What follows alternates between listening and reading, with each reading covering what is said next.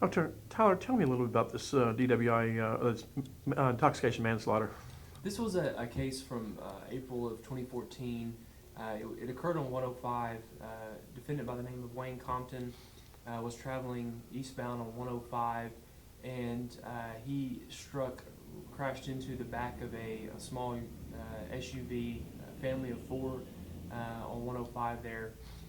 He hit the vehicle at about 70 miles an hour without stopping, without taking any evasive action. The SUV was sitting at a red light. And so as you can imagine, it was quite a powerful impact. On impact, at the time of the crash, one of the back passengers was killed instantly. Her husband and the other two females in the vehicle all suffered serious bodily injury of different degrees. They were all transported and treated. What we learned in getting a blood sample back from this defendant, his BAC was a .197 at the time of the crash, and he had prior DWI as well, and a prior DUI when he was a minor. And so we presented this evidence to Judge Mays in the 14th District Court yesterday, and Judge Mays sentenced him to 22 and a half years in prison on the intox manslaughter and the intox assault. And then, because at the time of the crash, after it occurred, Wayne Compton fled the scene, he was also charged with failure to stop and render aid, and Judge Mays sentenced him to 10 years deferred probation on that. And so that won't actually start until he paroles out on the intoxication cases, whenever that will be. So he'll start the 10-year probation then, along with the basically the parole. Yes. Parole at Yes. the same So he'll time. be paroled out, and he'll be on parole, and he'll start his probation at that same time. If at any point in that 10-year period he messes up at all while he's on probation, the judge has the discretion to sentence him again up to 20 years in prison for the failure to stop and render aid causing death. What was his demeanor during the whole court hearing? I mean, did he think he was going to beat this thing or what? No, I don't think he thought he was going to beat it. He did plead guilty, and so he knew that the evidence was overwhelming in this particular case. He showed some remorse. He was more upset whenever his mom testified, kind of about his own issues that he's had, other than when the victims testified. Victims' testimony was extremely powerful. Wasn't really a dry eye in the courtroom. We could see Judge Mays was obviously paying close attention to all the evidence and all the witnesses, and at the end of the day, it's not an easy call for the judge to make, or for anyone for that matter. But Judge Mays was careful with his decision, and we do believe it was a fair result. Now, what about the family that they lost their, was it grandmother, I believe it was? Yeah, mother and grandmother. This family was a very close-knit family. The grandmother, the mom that was killed, was kind of the center of their life in so many ways, and it was very tragic to hear kind of the stories of her losing her and what that's been for them. And so they're, as I explained to them, and as they said, there's no amount of prison time or anything that could bring their mother and grandmother back, and they understand that.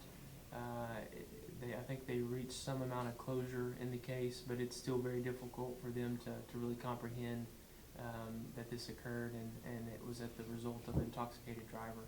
And one was a birthday party or something had been just attended? Yeah, one of the nieces who was in the vehicle, they'd been at a party, and were being responsible, trying to get home. Obviously, there wasn't any intoxication or drinking on their part. They were just sitting at a red light, and never saw this coming, never even heard of the vehicle coming prior to impact. A very scary thought. Okay. All right. Okay, tell me, after his arrest, how did he react after his arrest? Well, what we found in doing an investigation in this case is that we were able to pull the jail calls that he had made days and a week after the crash, after he was booked into the jail. And Shanna Redwine, the prosecutor, played these tapes for the judge. We thought they were very telling as to his attitude and demeanor. He was talking about, even with one of his girlfriends, he was talking about when he gets out, about having sex with her, and different things like that, joking about it, very lighthearted conversation. He was more or less worried about his bond and when he could get out of jail and all these sorts of things. And it was important to us because it showed that not one time did he mention anything about the victims or how they were doing or what their status was. It was all about him being concerned for his own issues, and we thought that was very telling, and I'm sure the judge considered that as well. All right.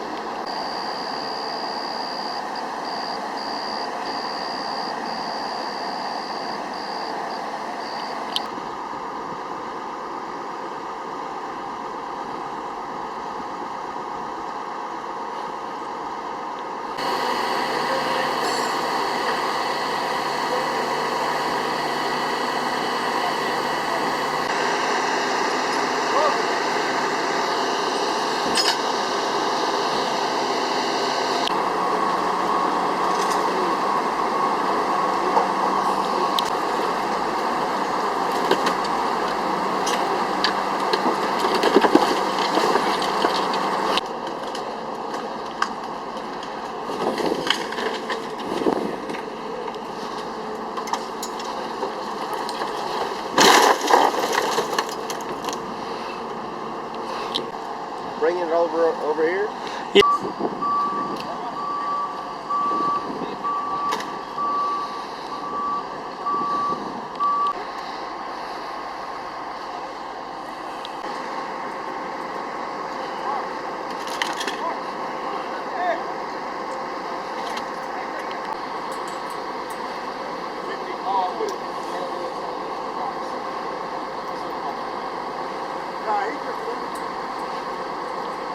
Took the other one already over there.